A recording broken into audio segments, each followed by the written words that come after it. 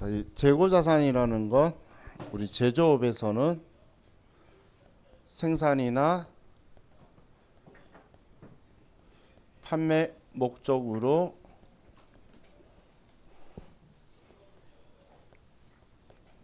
보유하는 자산을 우리는 재고자산이라고 해요. 생산이나 판매 목적으로 보유하는 자산을 우리는 재고자산이다라고 이제 표현을 할 거예요. 자, 그럼 우리 재고자산의 종류라고 적혀 있는 것 우리 교재에 보시면 이제 판매 목적으로 되어 있는 건 상품이라든지 완제품을 팔려고 우리가 사오는 걸 상품이라는 계정 과목을 쓰고, 또 우리가 팔려고 판매 목적으로 만든 거는 제품이라는 계정 과목 쓸 거예요. 또 우리 부산물이라는 거는 우리가 뭔가를 만들면서 옆에 뭔가 찌꺼기 같은 게 나올 수가 있겠죠. 예를 들면 우리가 뭔가를 만드는데 이만한 철판을 구입을 했어요. 근데 우리가 필요한 건 이렇게 원형으로만 잘라서 쓰고 이 부분이 남을 수가 있겠죠. 그럼 이걸 우리가 판매적 가치가 있어서 이걸 판다면 지금 제가 삐끔 친 것들을 부산물이라고 표현할 거예요. 근데 뭔가 제조하는 업에서는 이런 부산물도 또 팔면 매출로 잡는 것도 많이 있어요. 그래서 이걸 재고자산으로 분류를 하고 있는 거예요. 또 반제품이라는 것도 우리 회사는 완전히 다 만들어서 팔기도 하지만 중간 단계에서 팔 수도 있는 것들도 있죠. 그런 것들을 이제 반제품이다라고 표현을 해요. 근데 우리가 시험 목적으로 생각했을 때는 우리 수업 내용에서는 우리 상품하고 제품이라는 계정 과목을 쓸 거예요.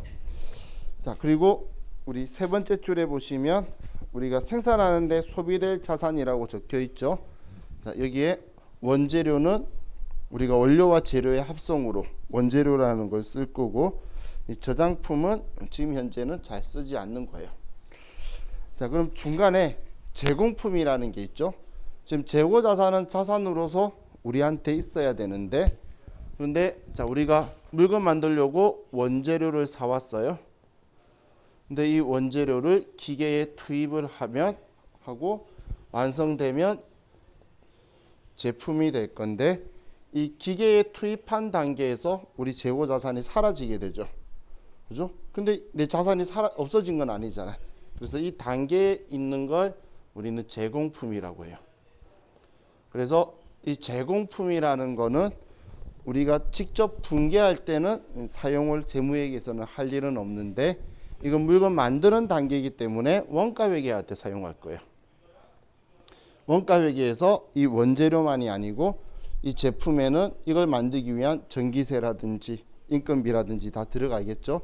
그런 게 집합되고 있는 형태의 우리 재고자산이다라고 보시면 돼요. 자, 그래서 얘네들이 이제 우리 재고자산이다라고 하는데, 자, 재고자산의 취득원가라고 적혀 있죠. 자, 우리는 자산은 원칙적으로 취득 시 부대 비용을 원가에 포함하는 거예요. 취득 시 부대 비용을 원가에 포함한다는 건, 자, 여러분들이 A라는 물건을 100만 원에 사왔어요. 근데 사오는데 운송비가 10만 원 들었어요. 근데 이걸 이제 내년에 판다고 했을 때에 나는 그걸 사오면서 물건 가격 100만 원이고 운송비가 10만 원인데 이 10만 원을 사왔을 때 비용 처리하고 물건 가격을 100만 원 적어뒀다가 나중에 이걸 150만 원에 팔면 50만 원 이익이다라고 했을 때에 나는 실질적으로는 10만 원 운송비 빼고 나면 40만 원만 이익이죠. 그렇기 때문에 우리가 사올 때 들어간 비용을 그냥 비용 처리하지 않고 원가에 포함한다는 건 이 물건 가격을 110만 원짜리라고 써둘 거라는 거예요. 110만 원이라 써뒀다가 나중에 팔릴 때에 110만 원 총 들어간 물건 팔고 150 받았으니까 40만 원의 이익이다라고 산출되게 할 거라는 거예요. 전에 저하고 처음 만났을 때에 우리 수익비용 대응의 원칙 이야기를 했었죠. 우리가 사왔을 때 들어간 돈이나 이런 건 자산으로 처리했다가 걔가 팔렸을 때 비용 처리할 거라는 거예요. 자산은 원칙적으로 전부 다 취득 시 부대 비용을 원가에 포함시키는데, 유일하게 한 계정 과목 단기매매증권 그것만 취득 시 부대 비용을 수수료 비용이다 이런 식으로 비용 처리하는 거예요. 그 계정 과목이 이상한 거예요. 그래서 그걸 초반에 우리가 만나다 보니까 그렇게 처리하는 게 맞나 보다라고 오해할 수 있는데 걔가 이상한 거예요. 걔가 이상하다 보니까 시험에 자주 내는 거예요. 그럼 다른 나머지 모든 자산은 지금 앞으로 재고자산, 유형자산, 투자자산 뭐 전부 다 할 건데 전부 다 취득 시 부대 비용은 원가에 포함시킬 거예요. 자, 그럼 어디까지를 취득 시 부대 비용으로 볼 거냐? 그게 이제 취득 시점 이후에 들어간 거를 이전에 들어간 걸 전부 다 취득 원가라고 볼 건데, 자, 그럼 여러분들이 먼저 기준을 잡으셔야 되는 게 취득 시점이에요. 취득 시점. 자, 그럼 이 취득 시점이라는 건 이 시점은 재고 자산에서는 생산이나 판매 가능한 장소나 상태에 도달하는 시점을 우리가 취득 시점이라고 해요. 우리가 생산이나 판매 가능한 장소나 상태에 도달하는 시점을 취득 시점이라고 하는데, 이 취득 시점 이전에 들어간 거를 우리는 취득 원가에 포함하게 될 거고, 취득 시점 이후에 들어가는 거는 우리가 비용 계정 과목으로 처리를 할 거예요. 그럼 취득 원가에 포함된다라는 말은 얘는 재고 자산 계정 과목으로 처리를 해둘 거라는 거예요. 지금 돈이 대변에 나갔는데 차변에 운반비가 들어갔던 아니면 하역비가 들어갔던 어떤 돈이 들어갔던 원재료 산 거면 원재료라고 써놓고 상품 산 거면 상품이라고 써둘 거라는 거예요. 그게 취득 원가에 포함하는 거예요. 앞에 제가 100만 원 샀는데 운임비가 10만 원 들었다면 100만 원도 당연히 상품이라면 상품 써둘 건데, 그 운반비 10만 원 들어간 것도 상품이라 써서 내장부에 상품 110만 원이라 써둘 거라는 거예요. 그래야 나중에 이 상품이 팔렸을 때 150에 팔렸을 때 40만 원 이익이라고 낼 수 있잖아요. 자, 그럼 이걸 어디까지 취득 원가로 표현할 거냐?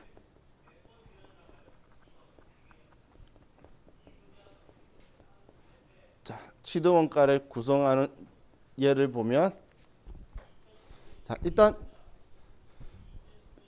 재고자산 금액은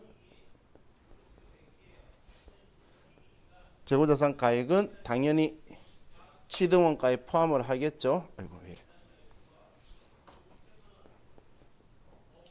자, 재고자산 금액은 취득 원가에 포함할 건데, 자, 이 재고자산을 우리 창고나 공장으로 가지고 오기 위해서 운반비가 들어갈 수 있겠죠. 그 운반비를 우리가 부담한다면 이 운반비도 우리는 취득 원가에 포함할 거예요.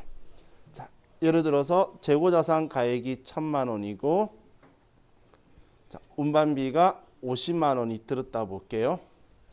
자, 그리고 우리가 사는 재고자산이 고가품이라서 운송보험에 가입을 했어요. 그럼 운송보험료가 10만 원 들어갔어요. 또 우리 공장에 도착을 해서 이 재고자산을 이제 창고에 내리는데 하역비가 들어갔어요. 그러면 하역비도 예를 들어 10만 원 들어갔으면 10만 원이다 이렇게 이제 들어갔다고 봤을 때 지금 얘네들을 전부 다 취득 원가에 포함할 거라는 거예요. 그럼 지금 취득 원가에 포함한다라는 표현이 뭐냐면, 자, 분개했을 때에 우리가 차변에 대변에는 이 돈을 줄 거니까 원재료 1,000만 원 샀다면 차변에 원재료 1,000만 원이다라고 쓰겠죠. 대변에 돈 줄 거고. 자, 그럼 원재료 사면서 운반비 50만 원 들어갔다라고 하면 우리는 운반비가 뭐지라고 보는 게 아니라 원재료 사면서 들어간 돈이네. 그럼 얘도 차변에 원재료 50만 원이다라고 이렇게 분개할 거라는 거예요. 대변엔 돈 주고. 또 운송보험이 들어갔대. 그럼 운송보험이 뭐지라고 보는 게 아니라 이 돈이 왜 들어갔는지를 파서 원재료 사면서 들어갔으면 얘도 차변에 원재료 10만 원이다. 대변에 돈 지출한 거 쓸 거라는 거예요.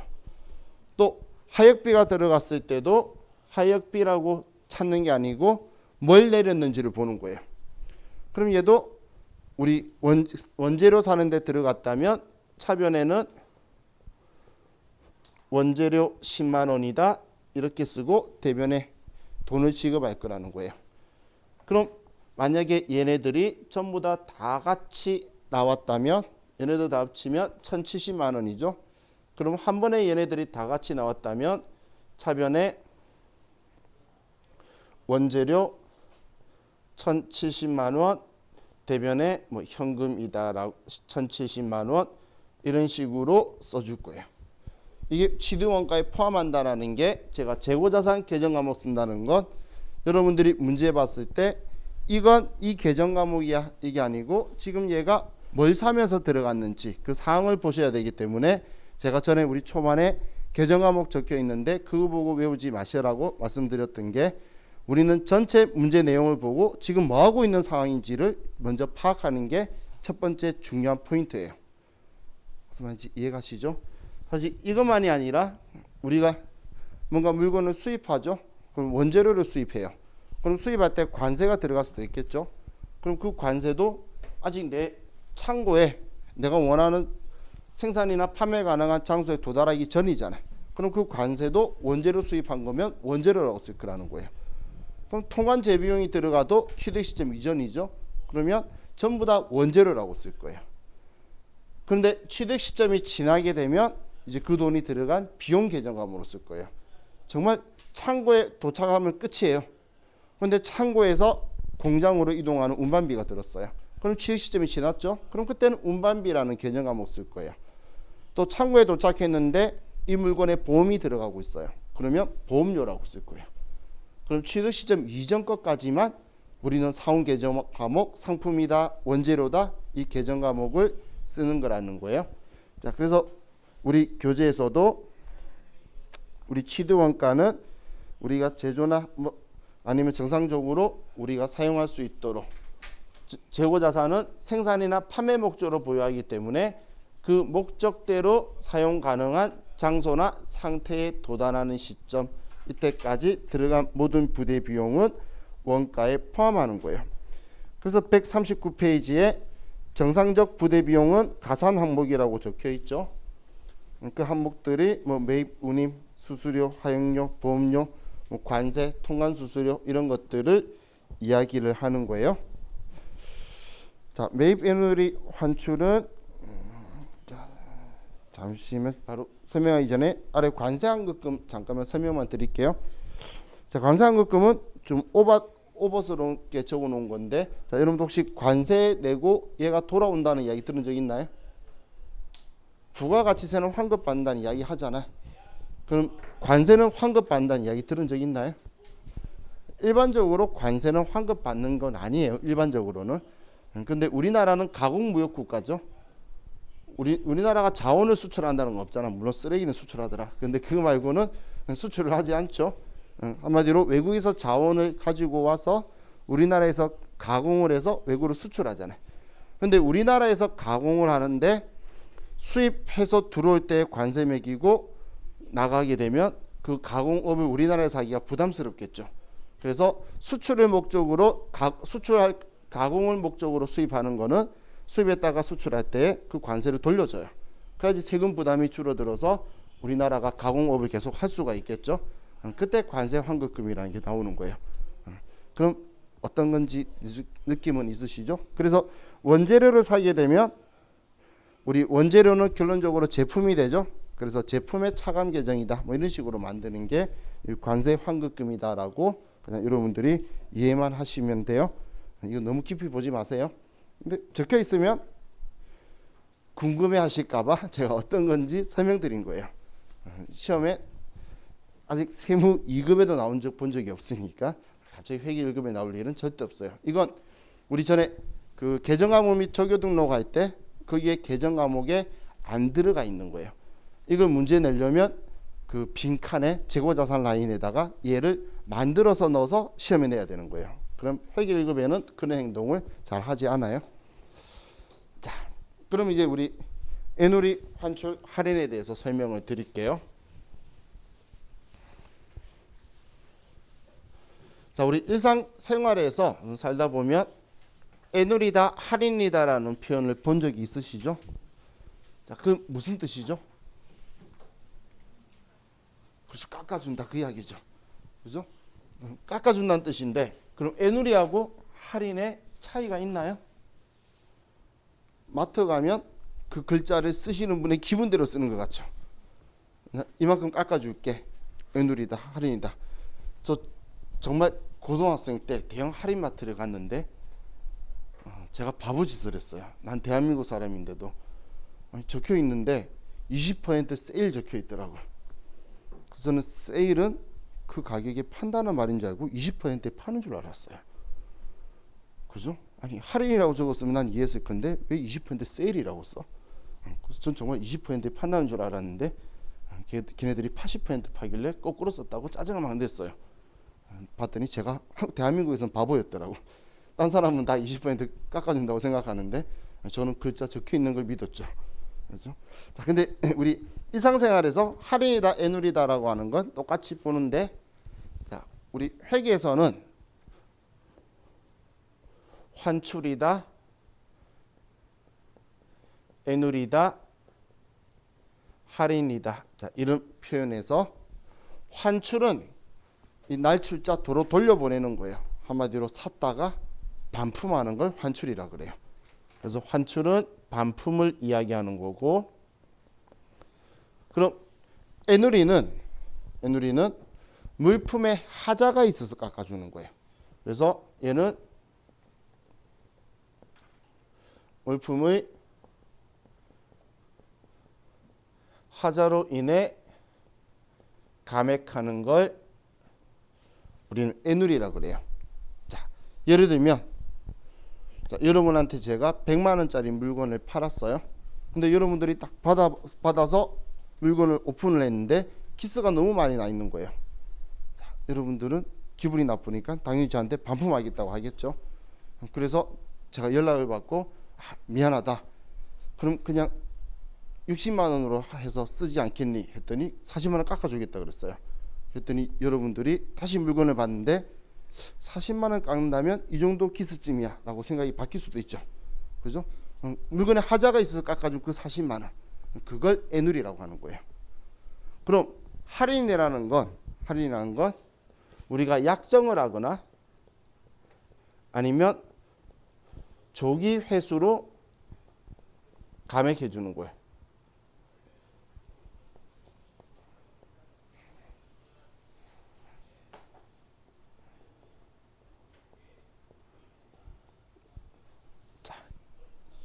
그럼 약정이라는 건, 자, 우리가 외상으로 물건을 샀어요. 그럼 외상으로 물건 사면 얘 도대체 언제까지 갚아야 될까요? 같이 이야기하면서 그런 생각 한 번도 안 해봤죠. 어음이다 외상이다 하면 했지. 외상으로 물건 사오면 언제까지는 갚아야 될 거잖아요. 그죠? 과거에는 좀 과거도 아니에요. 작년 재작년 정도까지만 해도 일반적인 상도덕상 갚는 기간이 30일 정도였어요. 근데 지금 경기가 점점 안 좋아지면서 요즘 한 15일 정도 이내 갚는 게 서로 이 상도덕처럼 좀 바뀌고 있어요. 워낙 지금 경기가 안 좋고 현금이 잘 안 흐르다 보니까. 그럼 우리는 일반적인 기본 약정이 아무 말 안 하면 그 정도 선이 될 거라는 거예요. 그런데 내가 지금 빨리 돈을 회수하고 싶고 이제 그 돈이 급한 거예요. 그러면 제가 여러분한테 물건을 팔면서 신용 조건을 걸어요. 신용 조건이, 자, 예를 들면 2분의 10, 30분의 n이라는 조건을 걸어요. 그럼 10분의 2, 30분의 n이라는 이 조건이 뭐냐면 30분의 n 적혀 있는 건 30일 이내 갚아라는 뜻이에요. 그럼 10분의 2는 뭐냐면 10일 이내 갚으면 2% 깎아줄게 그 뜻이에요. 그럼 여러분 입장에서는 30일 이내 갚아야 되는데 10일 이내 갚으면 겨우 20일밖에 차이가 안 나죠. 근데 20일 차이로 2%를 깎아준다는 건 엄청난 이율이죠. 그죠? 그러면 웬만한 사람은 이 신용 조건을 걸면 전부 다 갚아요. 왜냐하면 얘는 지금 2%면 200일 해도 20%인 거예요. 그러면 1년치 하면 한 30% 정도의 이율이니까 웬만하면 이 금액이 커서 다 갚는다는 거예요. 이게 신용 조건인 거예요. 그럼 이 조건에, 이런 조건에 의해서 10일 이내 갚으면 2% 깎아준다든지 아니면 빨리 갚아서 고맙다고 깎아주는 걸 할인이라고 해요. 그럼 이 두 개의 조건의 상황은 서로 다르죠. 얘는 물건에 하자가 있어서 깎아주는 거고 얘는 약정이나 조기 회수를 인해서 깎아주는 걸 할인이라고 해요. 자, 그럼 우리가 매입자의 입장에서는 자 보면 자, 상품이라는 계정 과목이 있죠. 상품이 재고 자산인데 자 그럼 상품이 문제가 있어서 반품을 하거나 깎는 거를 우리 계정 과목으로 매입, 환출 및 애누리라는 계정 과목을 쓸 거예요. 매입, 환출 및 애누리라는 계정 과목. 얘는 하나로 그냥 합쳐버렸더라고. 반품하거나 아니면 우리 물건 하자가 있어서 깎아준다요.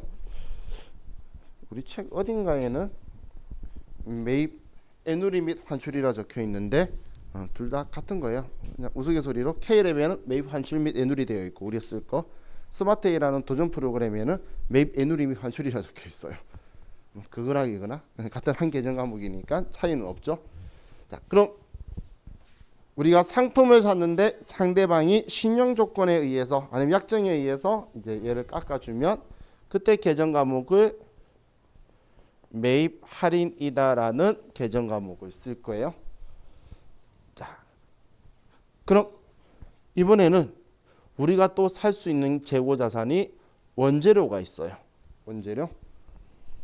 그럼 이 원재료를 샀다가 반품하거나 하자로 깎아주면 그 계정 과목도 매입, 환출 및 애누리라는 계정 과목을 쓸 거예요.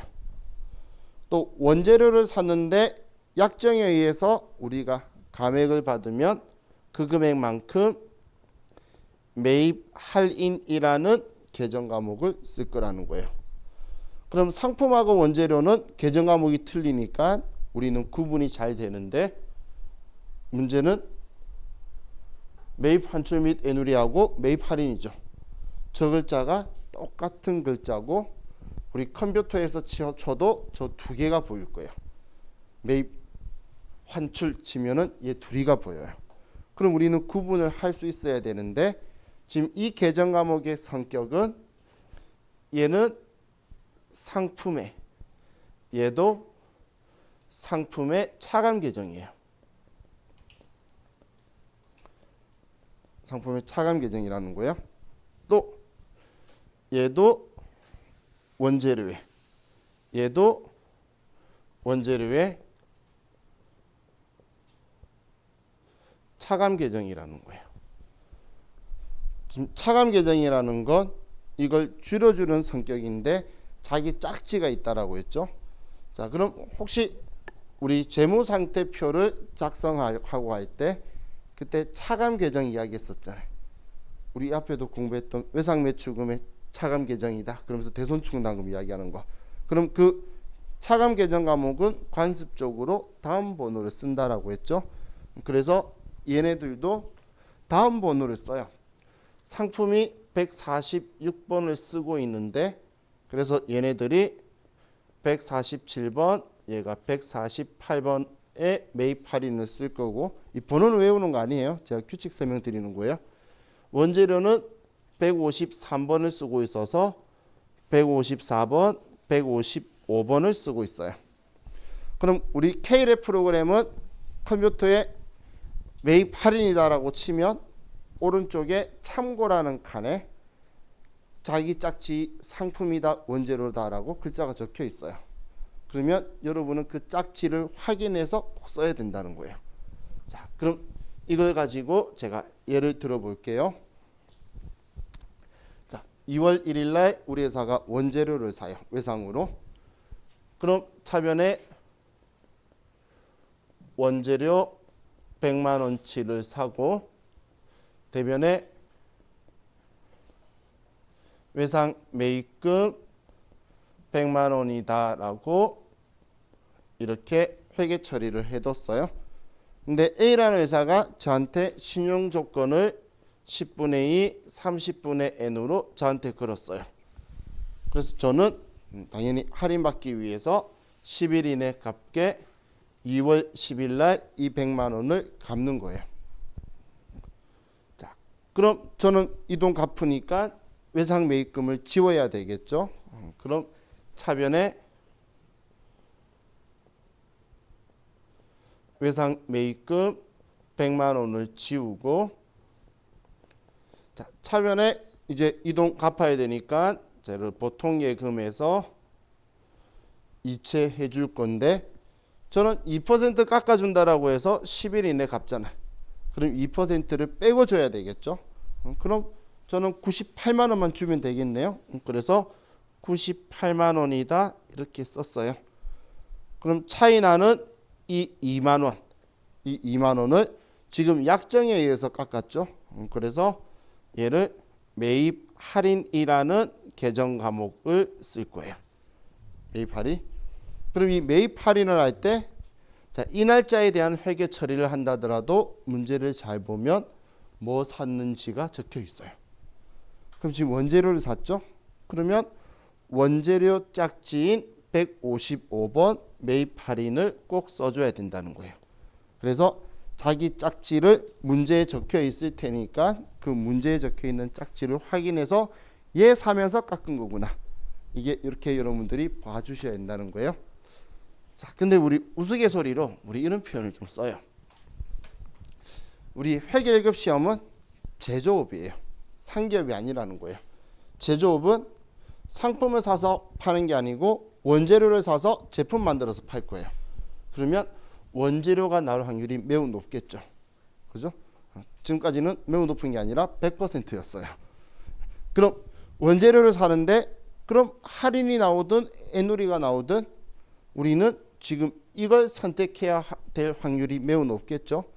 그럼 우리가 컴퓨터에서 입력할 때는 번호가 빠른 순대로 위에서부터 내려와요. 그럼 얘는 두 번째 거가 얘겠죠. 그래서 컴퓨터 가지고 할 때 같은 계정 과목이 두 개 보이면 모르겠으면 두 번째 거 쓰라는 우리의 이야기들이 있어요. 저만이 아니라 많은 선생님들이 알고 선택하면 좋은데 모르겠다면 두 번째 거 써라. 두 번째 거의 확률이 매우 높은 이유가 우리는 일반적으로 원재료를 사고 팔기 때문에 얘는 잘 취급을 안 해요. 세무사의 시험에서는. 근데 우리 중에 혹시 뭐 회계사의 FAT 1급이라는 시험을 같이 보시는 분이 있으면 그 시험은 상기업이에요. 제조업이 아니에요. 도소매업 하는 회사예요. 그러면 상품으로만 오로지 할 거예요. 그러니까 그런 경우에는 저걸 할 건데 그 시험은 얘 어렵다고 나온 적이 한 번도 없어요. 그럼 우리는 세무사의 시험에서는 그냥 두 번째 거 생각하시면 좋겠죠.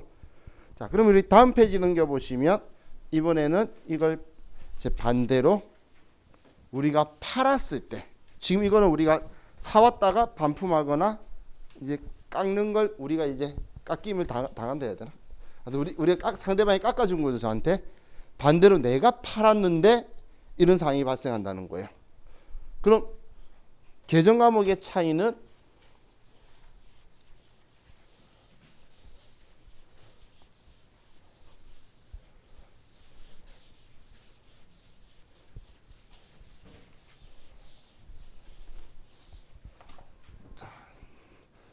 회사가 상품을 매출을 해요. 그럼 매출을 했는데 팔았는데 얘가 반품되어서 나한테 다시 돌아오죠. 그걸 환입이라고 해요. 내가 반품해서 돌려보내는 걸 환출, 다시 돌아오는 걸 환입이라고 해요. 그럼 우리는 얘가 반품되어서 들어오는 걸 매출 환입이라고 할 거고, 그리고 하자가 있어서 깎아주는 걸 애누리라고 할 거예요. 또 상품을 팔았는데 상대방이 저한테 빨리 돈을 갚아서 제가 갚아주게 되면 그걸 매출 할인이라는 계정 과목을 쓰게 될 거예요. 매출 할인. 또 제품 매출을 했는데 얘가 반품되어서 들어온다면 매출 환입. 그리고 하자가 있어서 깎아주면 애누리.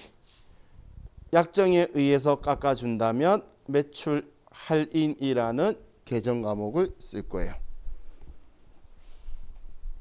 이 앞에 매입에 관련된 매입 환출 및 애누리, 매입 할인은 재고 자산이 상품이나 원재료의 차감 계정이었죠. 그래서 방금 제가 지워버렸는데 매출 할인이 대변에 나왔잖아. 재고 자산을 줄여주는 거니까 반대쪽이 생긴 거예요. 사실 우리가 위치를 신경 많이 안 쓰고 반대쪽이 U라고 하면서 계정 과목 막 써도 위치는 지가 알아서 다 가요. 그럼 지금 상품 매출, 제품 매출은 계정 과목 성격이 수익이에요. 그죠? 우리 물건 가격에다가 이익까지 붙인 수익이죠. 그럼 대변 계정인데 그럼 얘네들은 상품 매출 얘의 수익의 차감 계정이에요. 그럼 내가 100만 원치 팔았는데 상대방이 하자 있다 해서 내가 40만 원 깎아주면 내 매출은 60이잖아요. 그죠? 그럼 수익의 차감 계정이라는 거예요. 얘도 제품 매출 이거의 차감 계정이에요. 그럼 얘를 가지고 보면 자, 우리 회사가 매출을 해요. 5월 1일 날 대변에 제품 매출 100만 원이다. 자, 제가 이렇게 물건을 팔고 장부에 외상 매출금이다. 100만 원 A라는 회사한테서 들어올 거다라고 팔았는데 A라는 회사가 물건 봤더니 물건이 별로 안 좋다고 저한테 안 사겠대요. 그래서 제가 40만 원 깎아주기로 한 거예요. 자, 그럼 이제 저는 그렇게 깎아주기로 하면서 60만 원만 받기로 해서 6월 1일 날 자, 예를 들어 돈이 들어왔어요. 그럼 저는 장부에 적혀있던 외상 매출금 지워야 되니까 뭐 얼마 받는 게 중요한 게 아니고 일단 장부에 100만 원 있는 건 먼저 지워야 되겠죠. 이제 얘 60이든 얼마든 받고 이제 정리 끝내는 거니까. 그럼 대변에 외상 매출금 100만 원이다라고 써서 자, 얘를 지우고 차변에 나한테 돈 들어온 거는 60만 원만 들어왔다는 거예요. 100만 원 들어와야 되는데 하자가 있어서 60만 원밖에 안 들어왔다. 그럼 이 40만 원은 매출 환입 및 애누리라는 계정 과목을 쓸 거예요. 그럼 이때도 컴퓨터에서 이 계정 과목을 선택하면 두 개가 보일 거예요. 그럼 나는 문제에서 뭘 매출했었는지를 봐서 얘의 짝지인 차감 계정으로 얘를 선택해야 될 건데 얘도 차감 계정이니까 다음 번호를 써요. 그럼 상품 매출이 401번, 그럼 얘가 402번, 얘가 403번이에요. 얘가 404번이라서 405번, 406번 이렇게 번호 순이 되어 있어요. 그럼 지금 얘는 제품 매출이니까 얘를 선택해야 되겠죠. 그래서 405번에 매출 할인 및 애누리를 사용할 거라는 거예요. 그럼 우리가 제조업이면 원재료를 사서 제품 매출을 많이 하겠죠. 그죠? 우리 제조업이 완제품 사가지고 파는 일은 안 해요. 제조업은 우리가 물건을 만들어서 그걸 파는 거잖아요. 그래서 매출에 관련돼서도 두 개가 나오면 두 번째 거 선택하시면 돼요. 자, 지금 제가 이야기한 얘 있죠? 예? 제가 지금 책 쓰는 것 때문에 정리하고 있는데 기출문제를 이 계정 과목에서 이 405번 쓰는 것만 57회인가부터 지금 이 앞에 자까지 6번 나왔어요. 엄청 많다고는 말은 못하지만 1년에 한 번 정도씩 이상은 지금 우리가 90 이제 3회인가 4회 볼 거예요. 그럼 1년에 과거에는 4번 받고 지금 6번 봐요. 그렇게 치면은 작은 횟수는 아니죠. 그래서 1년에 한 번에서 2번 정도씩은 이 계정 과목을 쓰도록 나오니까 그럼 여러분들이 어떤 상황이 쓰는 건지 애누리하고 할인도 구분해야지 문제에서 약정에 의한 건지 하자가 있어서 깎아준 건지 그리고 자기 짝지도 여러분들이 같이 확인을 하셔야 돼요. 자, 이게 지금 우리 141페이지에 대해서 이야기를 한 거고 자, 매출원가 기말 재고액은 우리가 지금 안 보셔도 돼요. 자, 그럼 이제 143페이지에 기말 재고 자산 포함 여부라고 적혀 있는데 자, 우리 회계 1급에서는 얘가 잘 안 나오는데 가끔씩 그냥 이론 시험에 나오는 거니까 어떤 건지 제가 의미를 알려드릴게요. 근데 또 전산 세무 2급에는 결산 문제에 얘네들이 등장을 자주 해요. 근데 이제 회계 1급에서는 얘네들이 등장을 결산할 때 나와야 돼서 등장 안 하는 이유가 우리 회계 1급은 결산 문제가 3문제 정도밖에 안 나와요. 그럼 3문제가 나오는데 전산 회계 2급에서 우리가 편리하게 쓰는 자동으로 할 수 있는 그 메뉴가 없다 보니까 회계 1급에서 자동 메뉴를 쓸 줄 아는지를 이제 물어본다고 얘들이 잘 안 나와요. 그래서 이 다음 과정에서 주로 자주 등장을 해요. 자, 그럼 우리가 장부에 기말에 실제 우리의 자산이 얼마만큼 있는지를 정확하게 기록해서 외부 용자한테 정리해서 보여줘야 되겠죠. 기말 재고 자산을 정리하는 이유가 자, 간단한 예를 볼게요. 내가 1월 1일 날 시작하는데 재고 자산이 100만 원치 있었어요. 시작할 때. 그런데 우리가 기중에 이걸 팔려고 매입을 500만 원치 했어요. 자, 그런데 기말 12월 31일 날 봤더니 내 재고가 200만 원치 남아 있어요. 그럼 우리 얼마치 팔았을까요? 400만 원 팔았다고 느끼 보시나요? 시작이 100만 원 있었는데 팔려고 500씩 더 샀어요. 그런데 기말에 봤더니 200 남아 있으면 400만 원치 팔았다고 볼 수 있겠죠? 이해가시나요? 그거 계산하려고 기말 재고 자산을 정리를 해요. 기말에 얼마 남아 있다라는 걸. 그럼 기말에 얼마 남아 있다고 정리를 할 건데 내 창고에 있는 것 일반적으로는 내 거겠죠. 그럼 창고에 있는 거 수를 세어서 단가 계산해 가지고 금액을 쓰면 되는데 지금 보려는 건 내 창고에도 없는데 내 건 걸 이야기하는 거예요. 내 창고에 있지는 않지만 우리 회사의 재고 자산인 것들.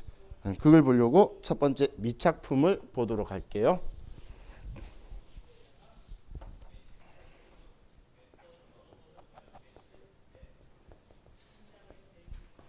자, 그럼 미착품을 보기 위해서 먼저 자, A라는 회사나 아니면 국가가 있고 자, B라는 국가가 있어요. 그럼 B에서 A로 물건을 보내고 있는데 결산 기말에 두 회사가 서로 재고 자산을 정리하는데 이 물건이 아직 운송 중에 있다는 거예요. 그럼 이 운송 중에 있는 재고 자산을 A 회사 거로 봐야 될 것이냐 B 회사 걸로 봐야 될 것이냐 그거예요. 그럼 지금 A 회사는 매입자고 B 회사는 매출자죠. 매출자죠. 자, 그럼 우리가 표현할 때에 자, B 회사가 물건 팔려고 배에 실었던 이 지점 있죠? 이 지점을 선적지라는 표현을 써요. 선적지.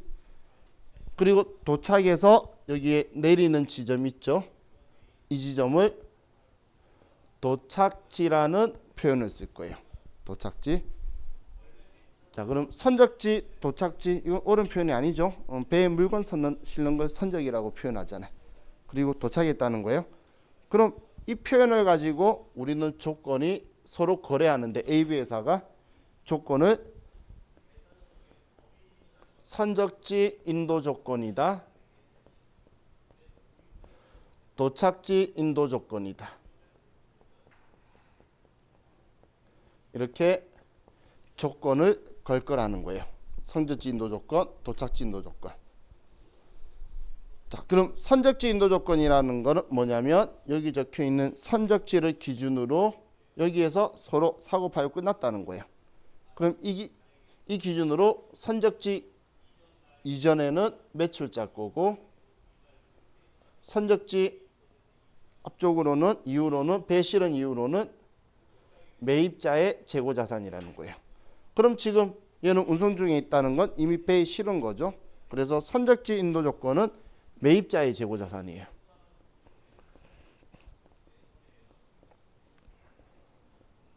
선적지 인도 조건은 매입자의 재고 자산인 거예요. 그럼 도착지 인도 조건은 우리 생각할 수 있겠죠. 여기에서 인도 넘긴다라는 거예요. 그럼 도착하기 전까지는 아직 매출자의 재고 자산이에요. 도착한 후가 이제 매입자의 재고 자산이라는 거예요. 그럼 지금 현재 운송 중에 있다는 건 도착 안 했다는 거잖아요. 그렇기 때문에 도착지 인도 조건이라면 매출자의 재고 자산이 될 거예요. 자, 그럼 지금 우리 회사가 어느 위치에 있다? 이건 정할 수 없어요. 왜냐하면 우리가 매입자의 입장으로 있을 수 있는 건 얘는 예를 들면 원재료 같은 경우는 우리 회사가 매입자의 입장이 있을 수 있겠죠. 그럼 원재료에 대해서 이야기하고 있다면 선적지 인도 조건이면 우리 회사 거예요. 도착지 인도 조건이면 우리 회사 거가 아니고. 그런데 우리가 제품이나 이런 거에 대해서 이야기하면 제품이 운송 중이라면 나는 제품을 내가 사올 리는 없잖아. 그럼 제품이 아니죠. 내가 만든 게 제품이니까. 그럼 제품에 대해서 이야기한다면 이거는 내가 매출자의 입장이니까 우린 도착지 인도 조건이면 내 거고, 선적지 인도 조건이면 이미 배에 실었으니까 내 거가 아닐 거라는 거예요. 지금 운송 중에 있으니까 그 누구의 창고에도 없겠죠. 그래서 이 재고 자산이 누구 거냐 이걸 봐서 내 재고 자산이면 시험에서는 내 창고에 실제 조산 창고에 있는 재고 금액은 얼마인데 이러이러한 애가 있다라고 말할 거예요. 선적지 인도 조건에 우리 운송 중인 원재료가 있다. 뭐 이런 식으로 나오면 내 재고 자산에 포함할 거냐 포함 안 할 거냐를 여러분들이 상황을 보고 결정을 하시는 거예요. 자, 이게 우리 첫 번째 미착품이고, 자, 두 번째는 적송품 혹은 위탁품이라고 하는데, 자, 우리 위탁 판매를 이야기하는 거예요. 위탁 판매.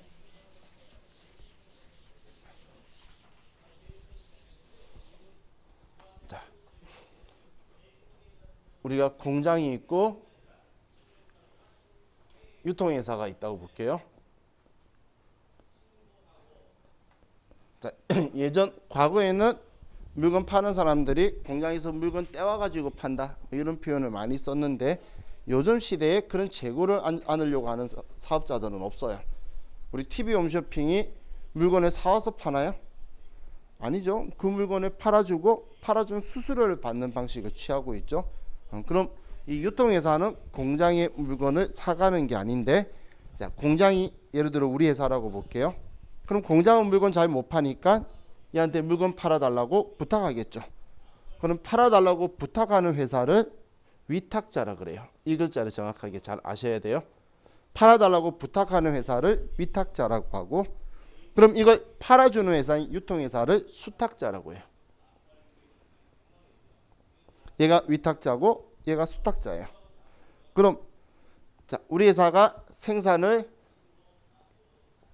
1000개를 했는데 우리 회사 공장에 300개를 두고 수탁자한테 팔아달라고 여기에 700개를 보냈어요. 자, 얘가 700개를 보냈는데 지금 얘가 사간 거라 그랬나요? 아니죠. 그럼 내 창고에는 300개밖에 없지만 얘가 아직 안 팔고 가지고 있다면 저 재고자산도 내 거라는 거예요. 내 창고에는 없지만 수탁자가 판매하지 않고 가지고 있는 재고자산은 내 거예요. 그럼 이걸 조금 더 나가서 생각하면 수탁자가 내 재고자산을 제3자에게 팔았을 때의 내 재고자산에서 빼는 거예요. 그래서 표현할 때 수탁자가 아직 판매하지 않은 재고자산이 얼마 있대.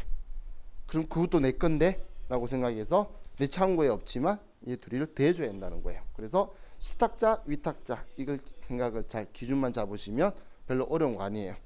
자, 그리고 마지막 시용품, 시송품 적혀 있는데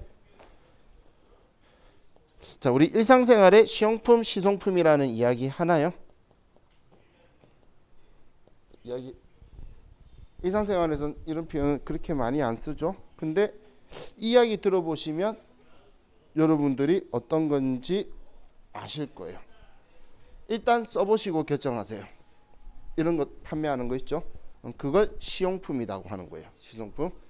그럼 일단 써보시고 결정하세요라는 건 써봐라고 고객들한테 줘야 될 거잖아. 근데 쓰겠다라고 말 안 하면 아직 내 거죠. 근데 써봐라고 보냈으니까 내 창고에는 없다는 거예요. 그럼 고객이 아직 구매 의사를 표시하지 않은 시송품은 내 재고 자산이라는 거예요. 내 창고에는 없지만 고객들이 가지고 써보고 있지만 그건 아직 내 거예요.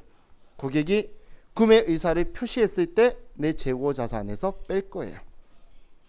기준 이해 가시죠? 그게 우리 시송품이다라고 보시면 돼요. 자, 다음 페이지로 넘겨서 144페이지에 뭐 기타는 크게 신경 쓰지 마시고, 자, 타계정 대체액이라고 적혀 있는데, 자, 얘가 뭐냐면, 자, 별표를 해두시고,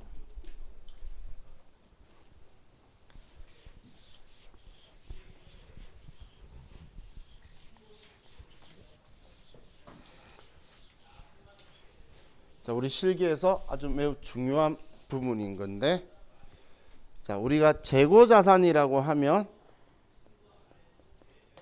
재고자산이라고 표현하는 거는 우리가 뭔가를 사올 때에 얘를 팔거나 만들려고 하니까 분기할 때 차변에 원재료다 얼마 얼마 이렇게 차변에 쓰고, 또 차변에 상품이다 얼마 얼마 이렇게 써요. 자, 그럼 우리가 팔려고 사왔으니까 상품이라고 쓴 거지, 우리 직원 주려고 사왔다면 같은 물건이라 하더라도 직원들 주면 복리후생비라고 썼을 거예요. 뭐 거래처에 줄 거라 했으면 접대비라고 쓸 거고, 상품이라고 썼다는 건 내가 팔 거라는 의사 표현이에요. 내가 사오면서 어떤 계정 과목 선택할 거냐라고 했을 때 원재료다 상품이다라고 쓴 거는 내가 생산이나 판매 목적으로 하겠다고 재고자산이라고 했으니까 이렇게 쓴 거는 무조건 재고자산으로 빠져나가는 게 원칙이에요.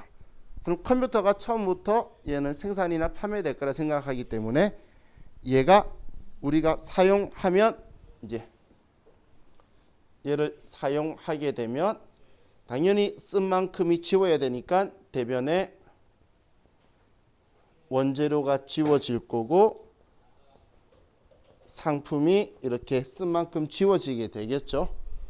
근데 컴퓨터는 지금 내가 사올 때 이 계정 과목 선택했다는 건 우리가 만들어서 팔든 그냥 팔려고 사온 거니까 얘가 지워진 거는 팔린 줄 알아요. 그래서 그냥 얘가 나가게 되면 팔린 거라 생각해서 매출 원가라고 생각하는데, 우리 회사가 이걸 판 게 아니고 기부했거나 그냥 우리 회사가 그냥 써버렸거나 직원들 쳐버렸거나 그런 경우엔 얘는 매출 원가라고 생각하면 안 되겠죠. 그럼 매출 원가에 포함하면 안 된다고 사인을 보내줘야 된다는 거예요. 재고자산으로 처리했었는데 재고자산 말고 다른 계정 과목으로 대체해야 된다는 거예요. 그래서 재고자산을 다른 걸로 사용하게 되면 이때 우리는 타계정으로 대체되었다라고 컴퓨터한테 사인을 보내줘야 되지, 그러지 않으면 매출 원가에 포함이 될 거라는 거예요. 컴퓨터는 내가 말 안 하면 재고자산 썼는데 없어지면 물건 만들었거나 팔았다고 알겠지. 그죠? 그렇기 때문에 우리는 컴퓨터한테 사인을 보내줄 건데, 자, 우리가 컴퓨터를 해야지 여러분들이 아실 수 있는 표현으로 나중에 숫자 8번을 쓸 거예요. 이렇게 숫자를 8번으로 쓰면 컴퓨터에 숫자 8을 나중에 쓰게 되면 컴퓨터가 타계정으로 대체라는 걸 인식을 해서 매출 원가에 포함이 되지 않도록 처리를 다 해줄 거예요. 뒤쪽으로. 그럼 컴퓨터한테는 이제 이렇게 표현해야 돼서, 자, 여기가 이제 조교라는 걸 입력하는 건데 아직 보지도 않았는데, 제가 왜 조교라는 걸 우리가 어떻게 쓰는지 보지도 않았는데 설명하는 이유는 지금도 보고 나중에 할 때도 또 봐서 얘를 절대 잊으면 안 돼요.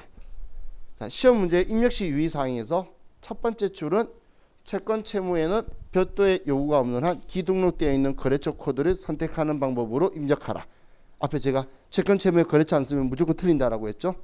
그리고 두 번째 적혀 있는 게 조교 입력은 생략하되 타계정으로 대체는 꼭 조교 번호를 선택하는 방법으로 하시오라고 적혀 있어요. 실기할 때, 입력할 때. 그럼 얘는 지금 이걸 사인을 안 보내주면 다 틀렸다고 하겠다는 거예요. 우리가 만든 제품을 당연히 재난지역이나 이런 곳에 좋은 마음에 기부할 수도 있겠죠. 시험 문제 그게 나온단 말이에요. 그렇게 나오면 우리는 우리 회사 제품 준 만큼 쓰는 거지 판 거 아니잖아요. 그럼 장부에 있던 제품을 지우는데 판 거 아니니까 매출원가에 포함되지 말라고 타계정으로 대체를 꼭 해줘야 된다. 자, 지금은 여기까지만 기억을 좀 해두셔야 또 나중에 다시 한 번 더 보면서 이야기했을 때 아 그때 그거구나 하고 그때는 완전히 기억을 하셔야 돼요. 그래서 우리 타계정으로 대체, 이건 우리 실기상으로 매우 중요한 거다라고 기억해 주시면 좋겠어요. 자, 우리 이번 시간은 여기까지 하고 이제 쉬었다가 우리 156페이지를 보도록 할게요. 쉬었다 합시다.